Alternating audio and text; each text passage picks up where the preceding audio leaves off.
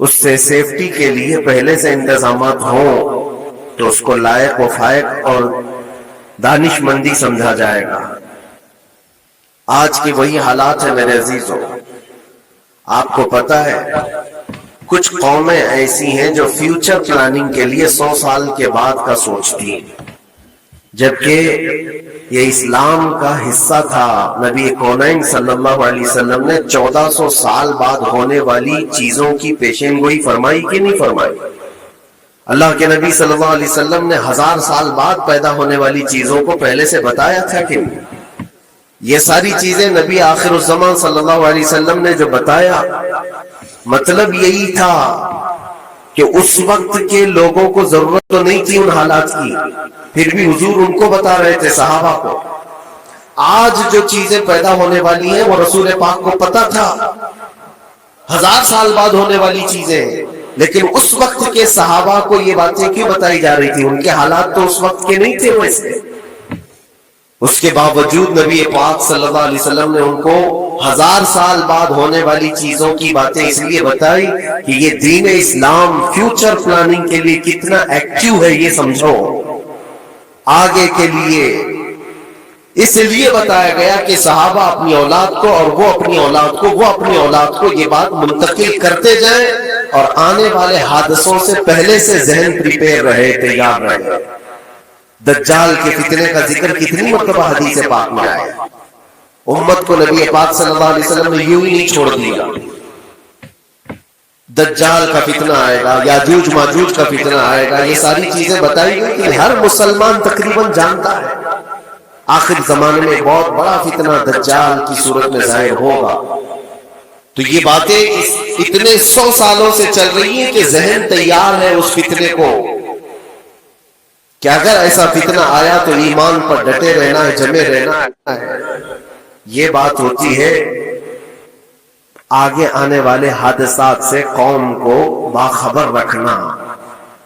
آج جو حالات ہیں، جب کبھی کوئی چیز لٹ جائے تو سارے لوگ سڑکوں پر آ جائیں گے، یا پھر کسی نشستگاہ پر بیٹھ کر کے رات بھر میٹنگ کر کے چلے جائیں گے۔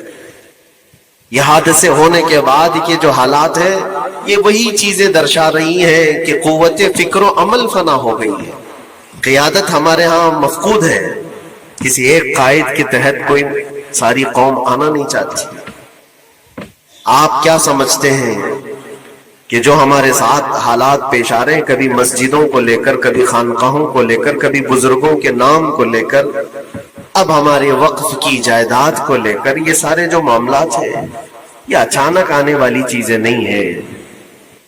بھانپ لیا گیا ہے تمہاری پوری طبیعت کو، تمہارے مزاج کو، کہ فکر و عمل کی قوت ان کی ختم ہو چکی ہے۔ ان کو 2 چند چیزوں میں ہی راضی کیا جا سکتا ہے۔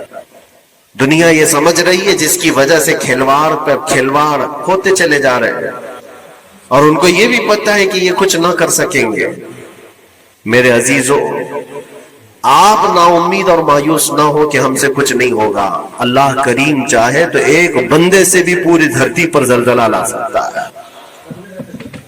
اللہ کریم کی ذات پر یقین اور توکل رکھو۔ سرکار غریب نواز ہندوستان آئے تھے تو بہت بڑی فوج لے کر نہیں آئے تھے، اللہ کی ذات پر بھروسہ کر کے آئے تھے، اور 90 لاکھ لوگوں کے دلوں میں چراغ اسلام جلا دیا تھا۔ وہ یقین اور توکل کے ساتھ آئے تھے۔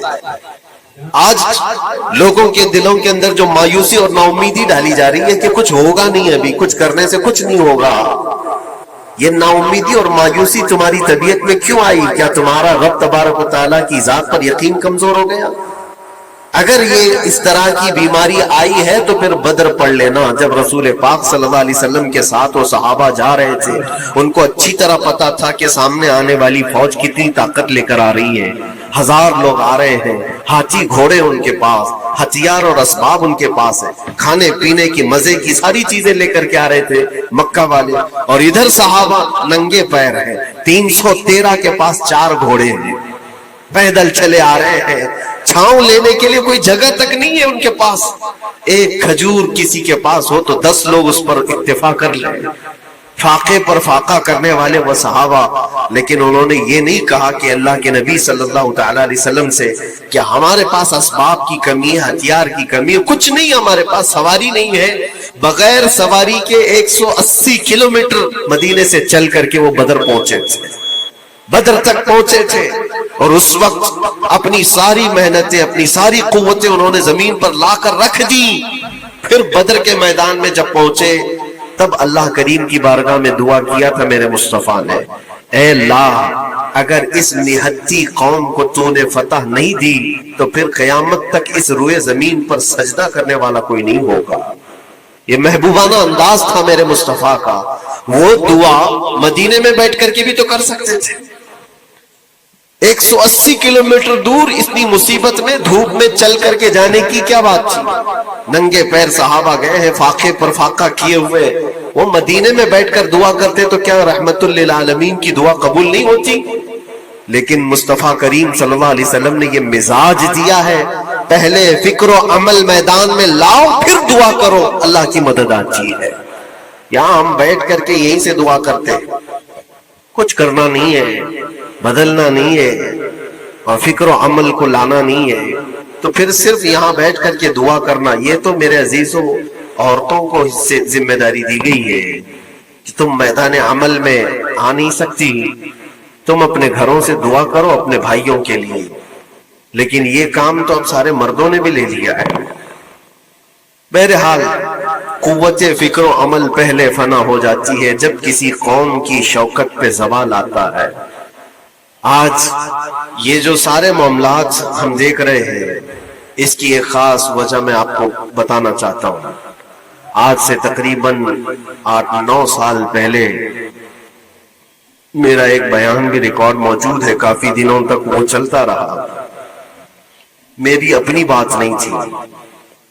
سراج الامہ امام غزالی رحمت اللہ تعالی علیہ، انہوں نے لکھا تھا کہ امت پر اگر ایک ایسا وقت آ جائے جب ان کے سامنے ان کے نبی کو گالیاں دی جا رہی ہیں اور امت کچھ نہ کرے، تو پھر وہ انتظار کرے کہ عنقریب وہ وقت بھی ان کے اوپر آنے والا ہے جب ان کی ماؤں، بیٹیوں اور سب عزتوں کو بازار میں نیلام کیا جائے گا اور یہ کچھ نہیں کر سکیں گے۔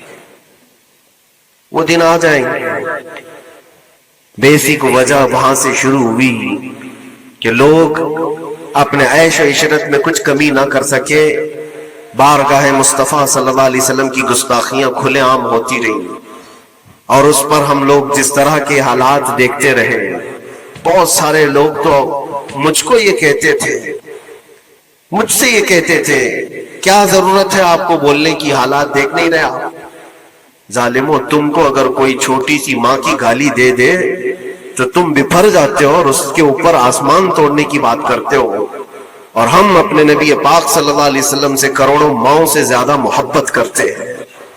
اس رسول پاک صلی اللہ تعالی علیہ وسلم پر کوئی بھونکتا رہے اور اس کا جواب نہ دو، تم یہ کہتے ہو مصلحت ہے، حالات ایسے ہیں، تو پھر اپنا یہ لباس بدل لینا چاہیے، اپنا نام بدل لینا چاہیے۔ پھر اس دائرہ اسلام میں رہ کر کے مطلب کیا ہے؟ اسی لیے اقبال نے 100 سال پہلے ایک مزاج دیا تھا، ایمان ہے کیا چیز، اسلام ہے کیا چیز؟ تم کیا سمجھتے ہو داڑھی ٹوپی اور جبے کبے کا نام اسلام ہے؟ اسلام کیا ہے؟ اقبال نے کہا تھا کہ بارگاہ مصطفیٰ صلی اللہ تعالی علیہ وسلم کے قدموں تک اپنے آپ کو پہنچا دو، یہی دین ہے، یہی دین ہے۔ گر بہو نہ رسیدی تمام ابو لہبیست، اور اگر تم وہاں تک نہیں پہنچ سکے تو زندگی ابو لہب کی طرح۔ دین یہ ہے، آبرو ما زنام مصطفیٰ است، ہم سب کی عزت و آبرو حضور کے نام سے جڑی ہوئی ہے، ان کے نام سے جڑی ہوئی ہے ہماری عزت و آبرو، اور تم اس نام کی حفاظت نہیں کر سکو گے تو آگے یہ سب چیزیں آنے والی ہیں جو آ رہی ہیں۔ آج لوگ آج واویلا مچا رہے ہیں۔ یہ بات یاد رکھنا، شیطان کبھی فجر کی نماز کے لیے اٹھا نہیں سکتا، اور اگر اٹھا رہا ہے تو پھر اس کا کوئی مقصد ہے۔ شیطان اور نماز، آج سکتہ ان کے پاس ہے، طاقت ان کے پاس ہے، حکومت ان کے پاس ہے، ڈپارٹمنٹ ان کے پاس ہے، سب کچھ، जुडिशरी, हर चीज उनके पास हो, वो क्या कर रहे हैं उससे मुझे मतलब नहीं। मैं आपसे ये पूछना चाहता हूं, मुझे रहजनों से गरज नहीं, तेरी रहबरी का सवाल है। तुम खैर उम्मत हो, रसूल पाक की उम्मत में हो, तुम्हारी भूमिका जिसको कहा जाता है, तुम्हारी यहाँ पर जिंदगी के मामलात, ये बहुत ज्यादा अहमियत के हामिल है। तुम कैसे बन सकते हो आज? इसीलिए कुरान पाक की आयत मैंने शुरू में तिलावत की। रब्बे जुल जलाल फरमाता है, इन्नल्लाह ला युगय्यिरु मा बिकौमिन हत्ता युगय्यिरु मा बिअनफुसिहिम, बेशक अल्लाह ताला उस वक्त तक किसी कौम की हालत नहीं बदलता जब तक वो कौम खुद अपनी हालत बदलने की कोशिश नहीं करती। जब तक अपनी हालत बदलना नहीं चाहते उस वक्त तक अल्लाह तबारक व तआला नहीं बदलेगा। व इज़ा अरादल्लाहु बिकौमिन सूअन फला मरद्द लहु, और अल्लाह ताला का ये जलाल भरा इरशाद तो सुनो। ये 13वें पारे की सूरह राअद की आयत है।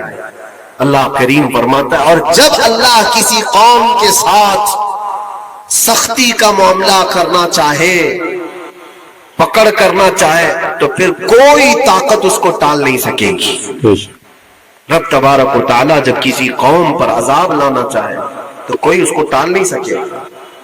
तो बदलो। इसीलिए अक्सर ये कहा जाता, मैं तो अपनी तकरीरों में जो चंद मुझे चीजें याद रहती हैं वो अर्ज किए देता हूँ, बाकी मुझे शेर व शायरी ज्यादा याद नहीं रहती, लेकिन जो दिल पे लगती है बातें वो जहन में महफूज हो जाती हैं।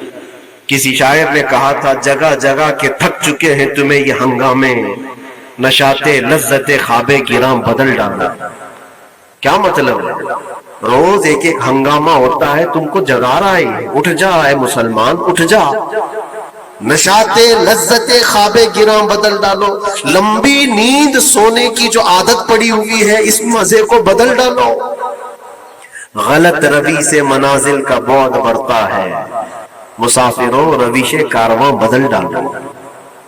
नाजरीन अस्सलामु अलैकुम वरहमतुल्लाहि वबरकातुहू। नाजरीन, आप सुन रहे थे मुफ्ती सलमान अजहरी साहब का बेहतरीन तकरीर, जो वक्फ बोर्ड बिल पर बात कर रहे थे, दुनिया और देश का हालात पर भी बात कर रहे थे। वीडियो कैसी लगी आप कमेंट सेक्शन में बताइएगा, पसंद आए तो लाइक एवं शेयर कर लीजिएगा। चैनल पर अगर नए हैं तो सब्सक्राइब कर लीजिएगा। अस्सलामु अलैकुम वरहमतुल्लाहि वबरकातुहू।